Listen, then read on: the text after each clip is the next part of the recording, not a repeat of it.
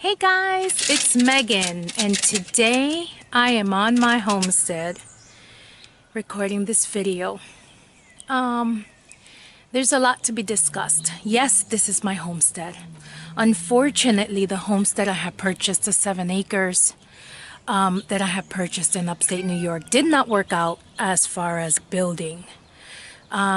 So we regrouped and we purchased a nice plot of land with a nice little house on it.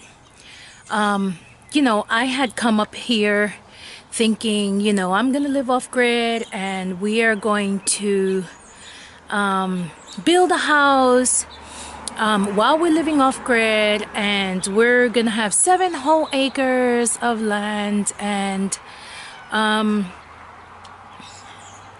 we were going to wait out a year and then build.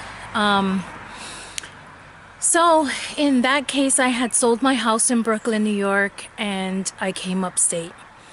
Before selling my house last spring, around this time last year, for those of you who don't know, before selling my house, I had purchased, for last year, we had purchased a 7-acre plot.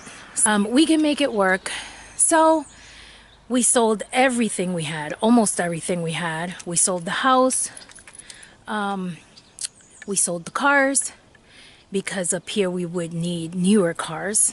In this video, because last year I had stated that I was back and I was going to post a video a day, and just a lot happened, and I didn't have time, and I went through so much so that I felt like a biblical character. I don't know, it just felt like every time I had a leg up, somebody kicked it out from under me. I had hard luck with the Department of Buildings, which I will discuss. I had hard luck living off grid, which I will discuss in a video. I'm going to make this several parts, this video, because there's just a lot to discuss.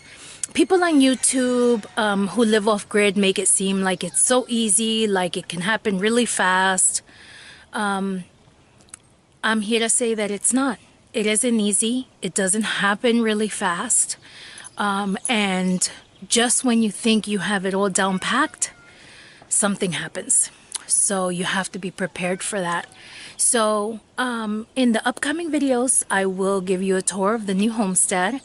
And I will definitely, I'm sorry, my cat is going crazy. And I will definitely explain in detail what has happened in the almost, 9 months that I've been up here. We ended up actually having to build something on the 2-acre lot further out. So that's another problem.